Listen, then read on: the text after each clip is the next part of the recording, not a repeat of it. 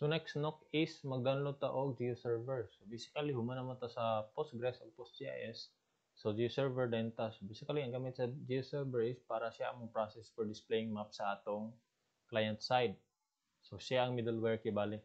So magamit mo na siya as repository sa mga spatial ng mga data. So i-click na to ning packages kaning platform independent binary. Click lang nato na. After ninyo maklik to no kay ma-redirect man nga page. So ma-start lang automatically ang download. Please just wait.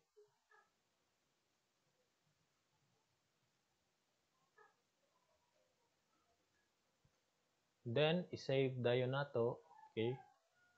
Then kung ano siya no, naka-zip or naka-archive nga file. So let's just wait para mahuman.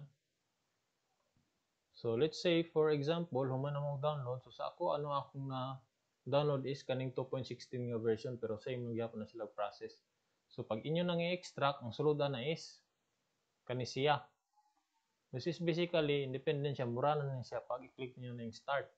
Pero mag-require pa siya og kani based sa instruction diri mag-require siya Java 8 or 11. So i-click na to ni. So i-redirect din kani nga page, select lang nato 8 or 11. So download. No? Download lang ninyo. So mo prompt i-save lang din i-install ninyo no. Save din i-install. Hulatan niyo mo man og download din i-install. So next no is mag-set tag environment variables. So adto ta diri computer, this PC, properties, advanced system setting, environment variables. So instruction diri is kaning kung asa na install ang Java, mag-create tag new value, variable name new. So example diri no na may ako so kani Java home din ang location asa tong installation sa inyong Java. So sa ko ang case is na diri sa bin. Na diri ang Java. No? So kopya nato na. Then i-save nato diri based sa instruction diri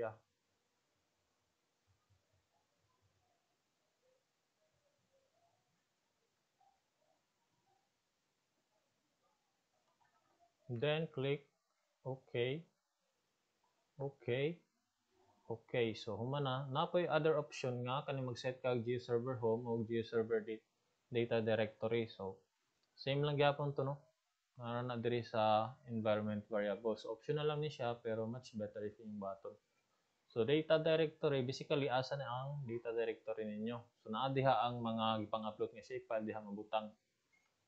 Then ang GeoServer home basically ang directory kung asa dapit niyo gi-install ang GeoServer. So okay lang gyapon nino same kanina. So that's it. So para pag-run, sa man pag-run, navigate na to tong directory asa man to tong GeoServer. So sa ako ang case no na diri sa program files, GeoServer din ani ta sa bin na diri ang startup ug shutdown. I-copy na to na. Magamit ng tag command cmd run as admin. Yes, then cd change directory ani ka sa bin din start. Then notify siya diri nga was unsuccessful, please continue. So malamang mali ang atong directory sa Java. So change nato tong sa environment variables. Kung change din nato to kanina. So kanilang ana. Okay.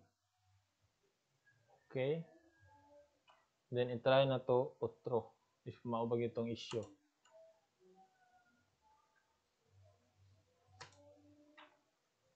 Close na to.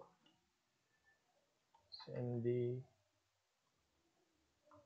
run as admin cd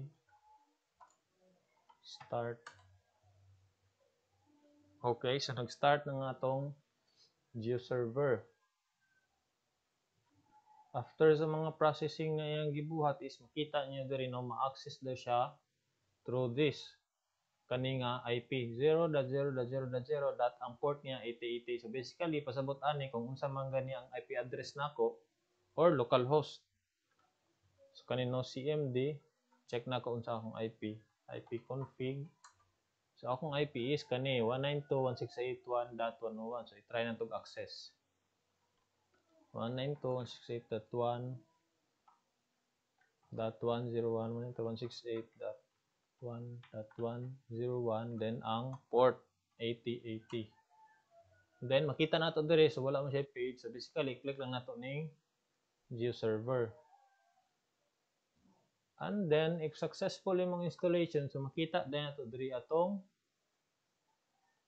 login page sa GeoServer, no? So basically ang default niya nga password is admin din then GeoServer. Ano lang. Remember me, then login. So okay na, no, makita na din nato. So akong na-install na GeoServer is 2.16. So diri na dayon unsa ano to pag-connect ang GeoServer didto sa atong Postgres. So basically atong baton is kani siya atong i-publish ni nga table as layers diri sa GeoServer. So first is diri ta sa workspace.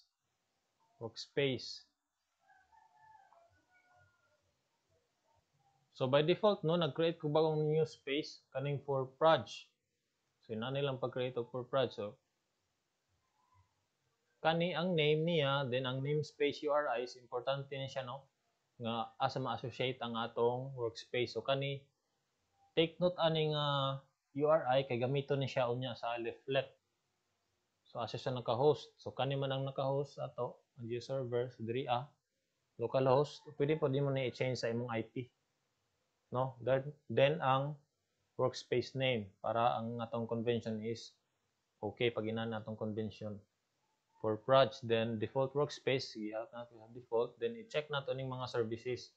So delete na necessary ning WMTS, WCS, WFS o WMS. Mag-focus ta aning WMS o WFS.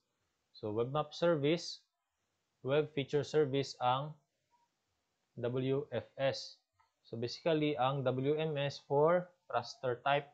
Kung gusto nimo i-load is tiles, so kaning WMS. Ang WFS basically is kung vector, no, daghan ka mo manipulate. Example, mag-zoom in ka sa isa ka barangay, so WFS imong gamiton. So kaning other nga mga fields dire is wala na nako gipang change, pero basically pwede niyo na i-fill in. Then i-save lang dayon. Save. Okay. After sa workspaces is dirita sa stores. So basically ang store is asa nato kuhaon ang source sa atong data. So diri ang part is nag-create nato diri gi-connect na nango akong database kanina, no? Prior ani akong tutorial is nagbuhat nako database. So mapansin ninyo is na ako database diri nga lain kaning dbproj. So same ra ni content atong kanina, no?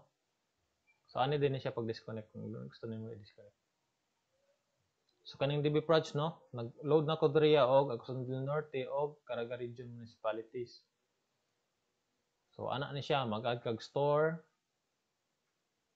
mag-connect man kag PostGIS, so PostGIS. And then ang mga fields i-fill in lang nato data source name. So kamo ni magbuot ani new DB. Pwede na yung optional ang description. So, enable na to ang connection dahil sa unsa nga database. So, unsa man nga database itong gamiton, kaning DB new proj.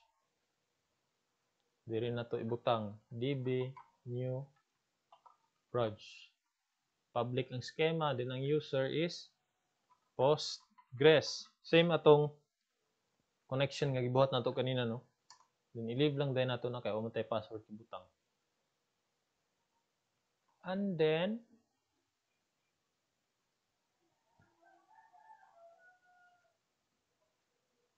i-save lang dayon nato sa babang save. So makita din nato dire kung unsa man ganitong naa dito sa atong database, no, kaning mga tables. Mapansin ninyo sa kato yung database kanina nga gi-create. So kani siya mga tables, no. Kani nga mga tables is same po siya sa kani nga layers ang kanino nag-reflect siya katong tulo. So atong i-publish ani is kaning Agusan del Norte. Publish, so meaning atong kuan na to ang G-server nga ato na siyang ipakita na sa uban. So basically sabot sa publish is ma-access na siya. So nag-error siya wala daw siya lat long bounding box is required. So ano ito sa data? No? Then enable na to, make sure nga enable, then advertise. Advertise basically ma-access siya publicly. So ang title pwede na alis dan og ang name. So kana then i-change din nato ni diri kaning 4326 basically para ma-reproject siya no 4326 then diri reproject native to declared then i-check nato ning compute from data then compute from native bounds so kanino and then kita ninyo tong mga property niya or field ni siya sa table. Same ra na siya content diri kanang Agusan del Norte. Atong ipakita ang properties.